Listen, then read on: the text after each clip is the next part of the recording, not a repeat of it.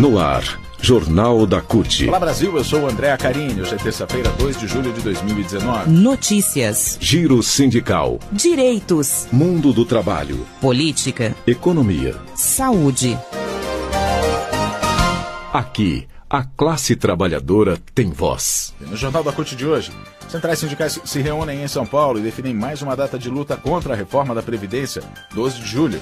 O coletivo de advogados vai entrar com representação contra ex-juiz e atual ministro Sérgio Moro no Congresso dos Estados Unidos. Petroleiros prometem resistência contra a venda de refinarias da Petrobras e ainda, o Ministério Público do Trabalho sugere que licença maternidade seja compartilhada com os pais. Agora, no Jornal da CUT.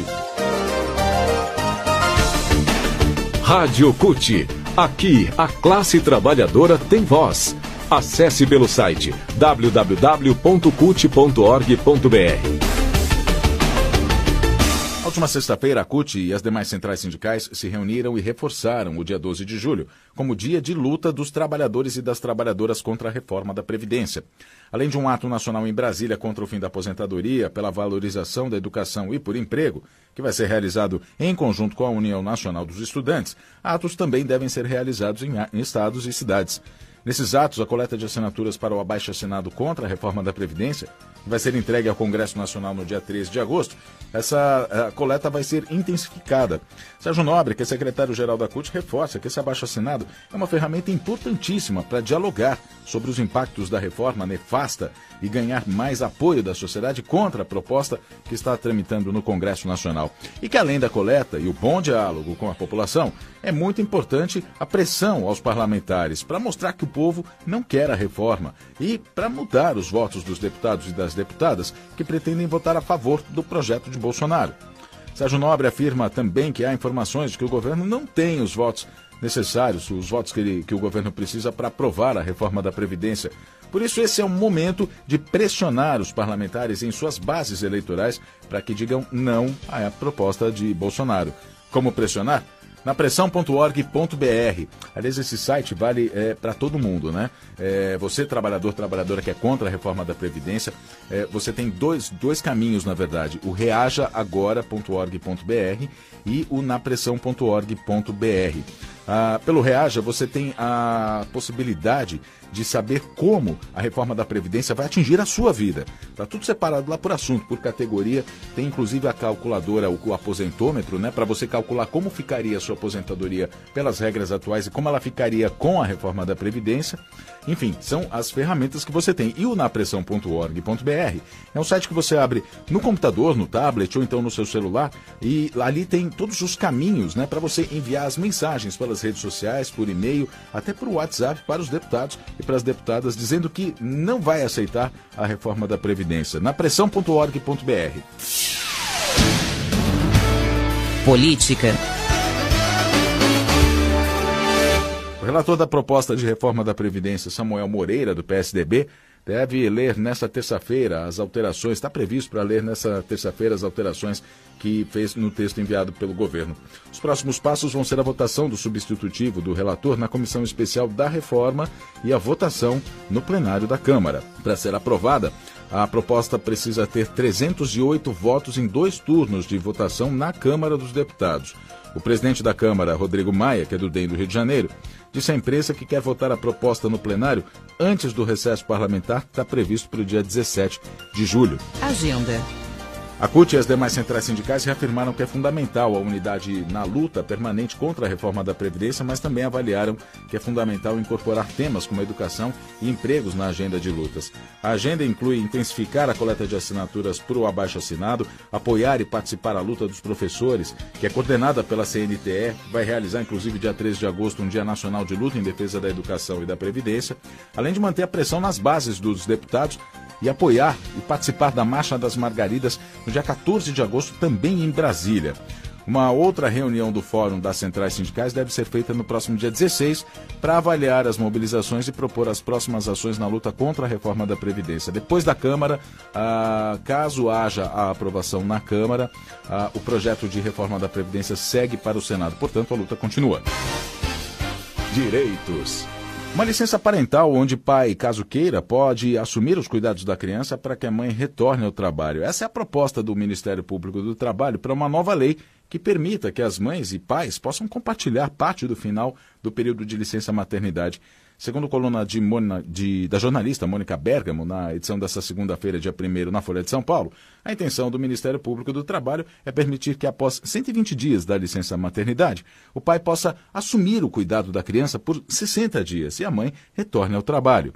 Caso seja aprovada, a lei que cria a chamada licença parental vai ser apenas para funcionários do Ministério Público da União. Mas a intenção do Ministério Público do Trabalho, do MPT, é que a iniciativa seja exemplo para os demais órgãos públicos e também para as empresas privadas. Mobilização. A direção da Petrobras iniciou na sexta-feira o processo de venda de 8 das 13 refinarias da estatal. Segundo o teaser é um recurso de propaganda que é utilizado para divulgar novos produtos, né?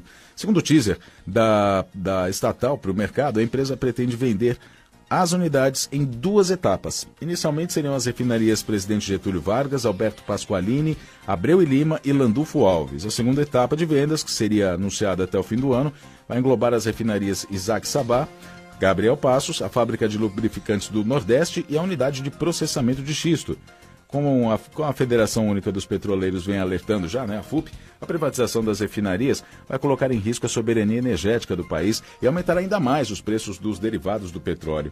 Essas 8 unidades que estão à venda representam metade da capacidade nacional de refino, ultrapassam 1 milhão de barris de petróleo por dia.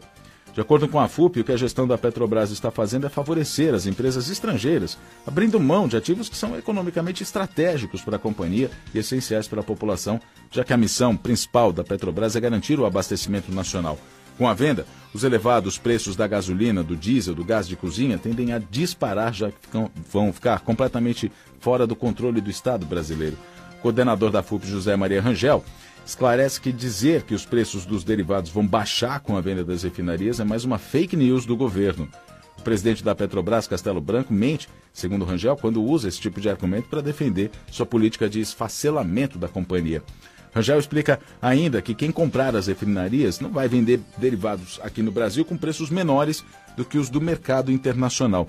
O preço médio do litro da gasolina antes do governo Temer pôr em prática a paridade com o mercado internacional, você lembra, era de R$ 2,98. Hoje está acima dos R$ 5,00. Rangel ainda critica que seria mais honesto se eles assumissem que querem vender a Petrobras porque não suportam a ideia de uma refinaria, de uma empresa eficiente ser uma estatal e o símbolo do sucesso do nosso povo. Política. A Associação de Advogados e Advogadas pela Democracia vai entrar com uma representação no Congresso dos Estados Unidos contra o ministro da Justiça, Sérgio Moro, pela atuação como juiz na Lava Jato. Segundo um membro da associação, o jurista Adriano Argolo, Sérgio Moro não violou apenas o sistema acusatório brasileiro, como reconhecem os próprios procuradores nas conversas reveladas pelo Intercept Brasil, mas também envolveu instituições americanas, como universidades e o FBI, induzindo essas instituições ao erro. O Adriano Argolo diz que as novas revelações sobre a atuação de Moro e os procuradores que explicitam a atuação político-partidária da Operação Lava Jato, com interferência inclusive nas eleições de 2018, caíram como uma bomba entre os parlamentares norte-americanos. Entre os membros do Ministério Público Federal, existe grande insatisfação com a atuação da Lava Jato, a ponto de um dos procuradores que participaram das conversas reveladas na última sexta-feira ter confirmado ao jornal Correio Brasiliense a autenticidade das mensagens, contrariando inclusive o posicionamento de Moro e Dallagnol, que continuam questionando. Para o jurista Adriano Argolo, a autenticidade está próxima de ser revelada, já que o fato de os integrantes da Lava Jato só terem aceitado a delação de Léo Pinheiro, da OAS, quando ele aceitou incriminar Lula, representa a confissão de um crime cometido pelos procuradores. Por outro lado, também comprova a inocência de Lula no caso. Já com a primeira revelação do Intercept, lá atrás, mostrando a ligação de Moro com Dallagnol, comprovando a parcialidade no julgamento, a Associação de Advogados e Advogadas pela Democracia apresentou ao Supremo Tribunal de Justiça, ao Superior Tribunal de Justiça, uma notícia-crime contra Moro e os procuradores da Lava Jato. O caso está sob relatoria do ministro Herman Benjamin. Argolo afirma que o que essas pessoas cometeram foram crimes de prevaricação, corrupção, improbidade administrativa e formação de quadrilha, e que é sem dúvida o maior escândalo do Poder Judiciário da história do Brasil. Jornal da CUT.